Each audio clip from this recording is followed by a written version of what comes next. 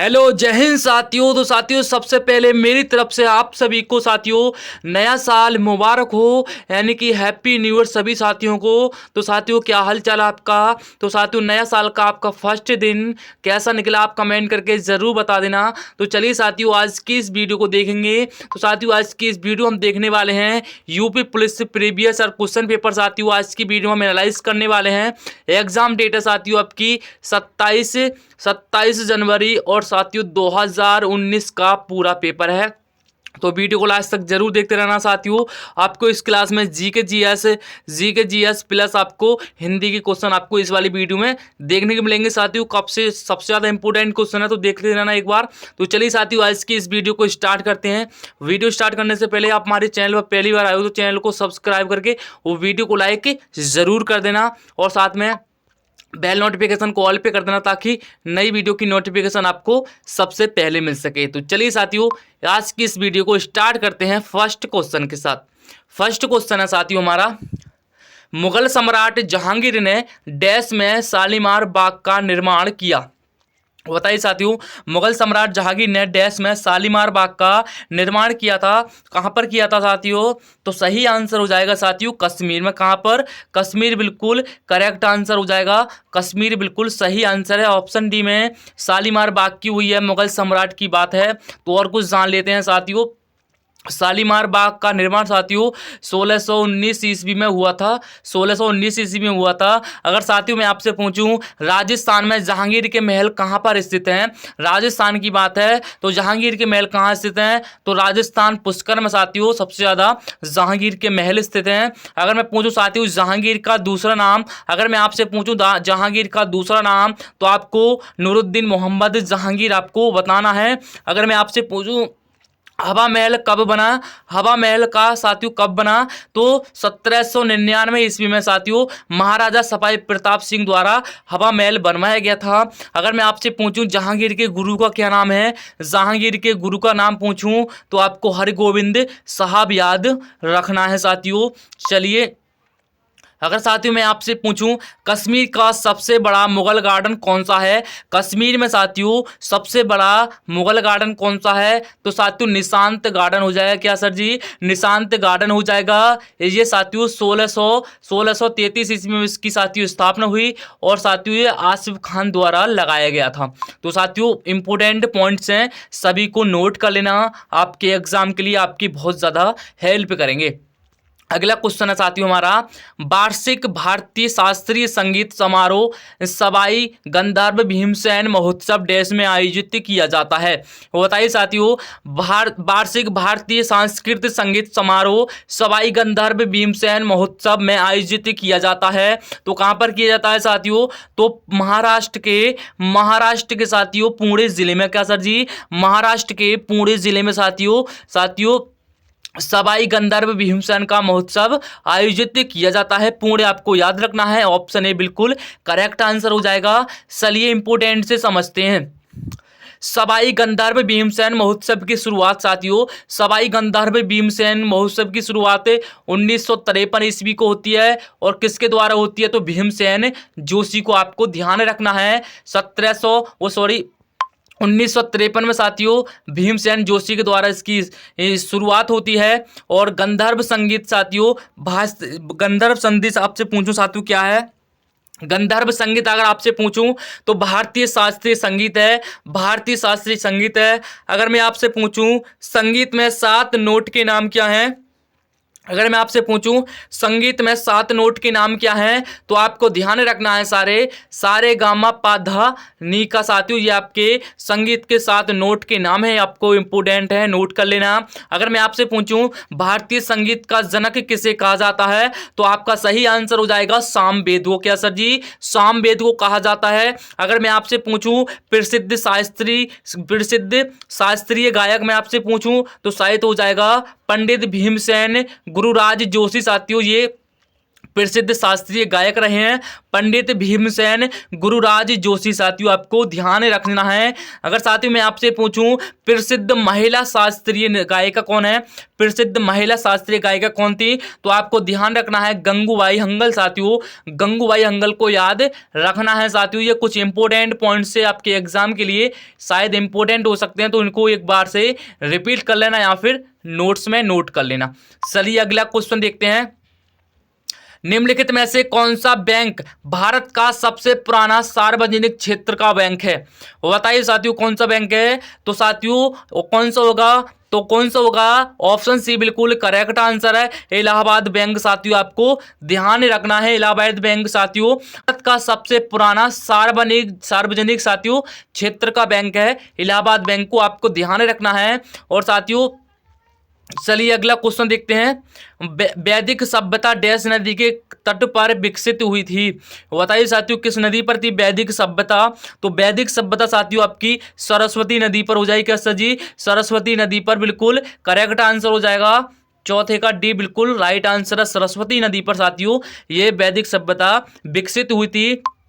अगर मैं आपसे पूछूं साथियों, अगर मैं आपसे पूछूं वैदिक काल की सबसे पवित्र नदी कौन सी है, वैदिक काल की सबसे पवित्र नदी पूछूं साथियों, तो आपको सरस्वती नदी को लगाना है। क्या सर जी? सरस्वती नदी को लगाना है। अगर मैं आपसे पूछूं साथियों वैदिक काल का दूसरा नाम, मैं आपसे पूछूं वैदिक काल का दूसरा नाम, तो साथियों ऋग्वैदिक काल हो जाएगा। सर जी ऋग्वैदिक काल हो जाएगा। अगर मैं आपसे पूछूं वैदिक काल में भारत का नाम क्या था साथियों, मैं आपसे पूछूं वैदिक काल में भारत का नाम क्या था, तो साथियों आपको आर्यव्रत लगाना है। क्या सर जी? आर्यव्रत के नाम से जाना जाता था वैदिक काल में भारत को। साथियों आपसे पूछूं गंगा नदी का वैदिक नाम क्या था, गंगा नदी का वैदिक नाम पूछूं तो मंदाकिनी हो जाएगा। क्या सर जी? मंदाकिनी बिल्कुल सही आंसर हो जाएगा। अगर साथियों मैं आपसे पूछूं वैदिक काल में कितने भेद होते हैं, तो वैदिक काल में कितने वेद थे साथियों, तो ऋग्वेद, यजुर्वेद और साथियों अथर्ववेद और सामवेद। साथियों आपकी ये 4 वेद थे, 4 वेद साथियों वैदिक काल में कितने वेद, तो आपके 4 वेद हो जाएंगे। अगर मैं आपसे पूछूं वैदिक काल के संस्थापक कौन थे, तो आपको ध्यान रखना है साथियों यहाँ के संस्थापक आर्यों को माना जाता है। साथियों जो वैदिक काल के संस्थापक है वो आर्यों को माना जाता है। अगर मैं आपसे पूछूं वैदिक काल कब शुरू हुआ, वैदिक काल कब से कब शुरू हुआ साथियों, तो 1500 ईसा पूर्व से 600 ईसा पूर्व के बीच में साथियों इस काल की शुरुआत होती है। अगर मैं आपसे पूछूं संसार का सबसे पहला ग्रंथ कौन सा है, संसार का सबसे पहला ग्रंथ तो आपका ऋग्वेद हो जाएगा। साथियों पुराणों के हिसाब से, पुराणों के हिसाब से साथियों ये साथियों सबसे पुराना ग्रंथ माना जाता है ऋग्वेद। साथियों आपको ध्यान रखना है। अगला क्वेश्चन है आपका जुलाई 1944 में संयुक्त राष्ट्र ब्रिटेन वुड्स सम्मेलन में किस अंतरराष्ट्रीय संगठन की कल्पना की गई थी? वो बताइए साथियों किसकी की गई थी, तो करेक्ट आंसर है अंतरराष्ट्रीय मुद्रा कोष की साथियों स्थापना की गई थी, यानी कि कल्पना की गई थी साथियों अंतरराष्ट्रीय मुद्रा कोष को आपको ध्यान रखना है। चलिए नेक्स्ट क्वेश्चन देखते हैं। भारत की पहली इंजन रहित speed train 18 dash integral coach factory द्वारा विकसित की गई थी। कहां से विकसित हुई थी साथियों, तो साथियों ये चेन्नई से विकसित हुई की का सर जी, चेन्नई से ये विकसित हुई थी। आपको ध्यान रखना है भारत की पहली इंजन रहित speed train 18 dash integral coach factory द्वारा विकसित की गई थी। तो आपको ध्यान रखना है साथियों ये चेन्नई से विकसित हुई थी, आपको ध्यान रखना है। अगला क्वेश्चन मैं आपसे पूछूं नवंबर 2018 में भारत ने कौन से देश के साथ $500 मिलियन के सौदे पर हस्ताक्षर किए हैं, जिसमें स्थानीय स्तर पर 2 गोपनीय युद्धपोतों का निर्माण किया जाएगा? वो बताइए साथियों किस देश के साथ $500 मिलियन के सौदे पर हस्ताक्षर किए हैं, जिसमें स्थानीय स्तर पर 2 गोपनीय युद्धपोतों का निर्माण किया जाएगा? तो साथियों 500 मिलियन की डॉलर बात है, तो इसका सही आंसर हो जाएगा साथियों रूस के साथ। क्या सर जी? रूस के साथ $500 मिलियन साथियों इन्होंने सौदे पर हस्ताक्षर किए हैं, $500 मिलियन के सौदे पर हस्ताक्षर किए हैं भारत ने रूस के साथ, आपको ध्यान रखना है। अगला मैं आपसे पूछूं सरदार वल्लभ भाई पटेल राष्ट्रीय पुलिस अकादमी एसपीबी और एनपीए के पास स्थित है। बताइए साथियों कहां पर स्थित है, तो सही आंसर हो जाएगा हैदराबाद। क्या सर जी, हैदराबाद बिल्कुल करेक्ट आंसर हो जाएगा, ऑप्शन ए बिल्कुल राइट आंसर आपका हैदराबाद। चलिए नेक्स्ट क्वेश्चन देखते हैं। नवंबर 2018 में किस भारतीय राज्य की विधानसभा भंग कर दी गई थी? वो बताइए साथियों, इंपोर्टेंट क्वेश्चन रहने वाला है। नवंबर 2018 में किस भारतीय राज्य की विधानसभा भंग कर दी गई थी? तो आपको ध्यान रखना है साथियों, जम्मू कश्मीर की साथियों, जो जम्मू कश्मीर साथियों जो बैठक हुई थी साथियों, विधानसभा हुई थी, तो उसमें कश्मीर को विधानसभा साथियों भंग कर दी, जब जम्मू कश्मीर का मुद्दा चल रहा था तब साथियों। आपको ध्यान रखना है, तो जम्मू कश्मीर आपको ध्यान रखना है। अगर मैं आपसे पूछूं साथियों, महाधमनी डैश के शीर्ष पर होती है? महाधमनी की बात हुई है साथियों, महाधमनी डैश के शीर्ष पर शुरू होती है, तो सही आंसर हो जाएगा साथियों आपका, सही आंसर हो जाएगा बायां निलय साथियों, आपका बायां निलय बिल्कुल करेक्ट आंसर हो जाएगा। बायां निलय को आपको ध्यान रखना है, महाधमनी बायां निलय के शीर्ष पर शुरू होती है, आपको ध्यान रखना है, बायां और दायां आपको ध्यान से पढ़ के जाना है। अगला क्वेश्चन मैं आपसे पूछूं, गैल्वेनाइजेशन का मतलब इस्पात तो डैश की पतली परत के साथ आवरण करना है। बताइए साथियों, तो किसके साथ आवरण करना है? ग्लैब्लेनाइजेशन का मतलब इस्पात को डैश की पतली परत के साथ आवरण करना है, क्रोमियम, निकेल, एल्युमिनियम, जस्ता। तो साथियों बताइए क्या होगा? तो डी बिल्कुल करेक्ट आंसर है साथियों, जस्ता बिल्कुल राइट आंसर हो जाएगा। गैल्वेनाइजेशन का मतलब इस्पात को जस्ता की पतली परत के साथ आवरण करना ही साथियों आपका गैल्वेनाइजेशन कहलाता है। अगला क्वेश्चन मैं आपसे पूछूं साथियों, C30 एक परमाणु है जिसमें साथियों डैश के रूप में व्यवस्थित 60 कार्बन परमाणु होते हैं। बताइए साथियों क्या होगा सही आंसर, क्या हो जाएगा? C60 एक अणु है जिसमें यानी कि जिसमें से साथियों के डैश के रूप में व्यवस्थित 60 कार्बन परमाणु होते हैं। तो क्या हो जाएगा साथियों, सही आंसर क्या हो जाएगा साथियों? सही आंसर हो जाएगा 12 पंचभुज और 20 षष्ठभुज साथियों, बिल्कुल सही आंसर हो जाएगा इसका। अगला मैं आपसे पूछूं साथियों, सर्वोत्तम गुणवत्ता वाला कोयला जिसमें 80% से 95% कार्बन होता है, वह कौन सा कोयला होगा? बताइए साथियों, ये सवाल आपके एग्जाम के लिए काफी इंपॉर्टेंट रहेगा। सर्वोत्तम गुणवत्ता वाला कोयला जिसमें 80% से 95% कार्बन होता है, वह कौन सा कोयला होगा साथियों? तो कौन सा हो जाएगा साथी? तो सही हो जाएगा एंथ्रासाइड साथी, एंथ्रासाइड बिल्कुल करेक्ट आंसर हो जाएगा आपका। ये साथियों एंथ्रासाइड कोयला होता है जिसमें 80 से 95% कार्बन होता है, वो आपका एंथ्रासाइड कोयला होता है। अगला मैं आपसे पूछूं साथियों, डैश को छोड़कर निम्नलिखित सभी संलग्न बहुलक हैं। बताइए साथियों, डैश को छोड़कर निम्नलिखित सभी संलग्न बहुलक हैं, तो साथियों किसको छोड़ दें जो कि सभी संलग्न हो जाएं, तो करेक्ट आंसर हो जाएगा साथियों का क्या छोड़ना है? पॉलीप्रोपिलीन को साथियों आपको छोड़कर बाकी सभी संलग्न बहुलक होने वाले हैं। अगर मैं आपसे पूछूं, भारतीय प्रौद्योगिकी संस्थान कानपुर ने डैश में एक कार्यालय बनाया जहां पूर्व छात्र संजीव घोषल को संस्थान का विदेशी ब्रांड दूत नियुक्त किया गया था। बताइए साथियों कहां पर किया था? तो सही आंसर आपका, सही आंसर है न्यूयॉर्क साथियों, बिल्कुल करेक्ट आंसर हो जाएगा। भारतीय प्रौद्योगिकी संस्थान कानपुर ने न्यूयॉर्क में एक कार्यालय बनाया जहां पूर्व छात्र संजीव खोसला को संस्थान का विदेशी ब्रांड दूत नियुक्त किया गया था। तो आपका सही आंसर हो जाएगा कानपुर से साथियों न्यूयॉर्क में एक कार्यालय बनाया था, कानपुर से ले जाकर इन्होंने एक न्यूयॉर्क में कार्यालय बनाया था, वहां पर साथियों ने विदेशी ब्रांड का नियुक्त किया गया। अगला क्वेश्चन मैं आपसे पूछूं, उत्तर प्रदेश पुलिस भर्ती एवं प्रोन्नति बोर्ड द्वारा कांस्टेबल सिविल पुलिस की नियुक्ति में शारीरिक क्षमता परीक्षा में पुरुष अभ्यर्थियों को डैश दौड़ने की जरूरत होती है। बताइए साथियों, 25 मिनट में 4.8 किलोमीटर, 25 मिनट में 3.8 किलोमीटर, 35 मिनटों में 4.8 किलोमीटर या फिर 35 मिनटों में 3.8 किलोमीटर। बताइए आप साथियों, पुरुषों को कितना पुरुषों को कितने दौड़ना पड़ता है, कितने मिनट में? तो सही आंसर हो जाएगा साथियों इसका क्या होगा सर जी? सही आंसर हो जाएगा 25 मिनट में सर जी आपका 5 किलोमीटर। क्या सर जी? 25 मिनट में 5 भी हो जाता है और 4,800 भी हो जाता है, आपका 4,800 भी हो जाता है। अगला मैं आपसे पूछूं, 22 जुलाई 2014 को उत्तर प्रदेश के राज्यपाल के रूप में किसने शपथ ग्रहण की थी? 22 जुलाई 2014 में साथियों किसने राज्यपाल के रूप में शपथ ग्रहण की थी? तो सही आंसर है साथियों राम नाईक, बिल्कुल करेक्ट आंसर हो जाएगा। राम नाईक ने साथियों शपथ ग्रहण की थी, आपको ध्यान रखना है राज्यपाल के रूप में।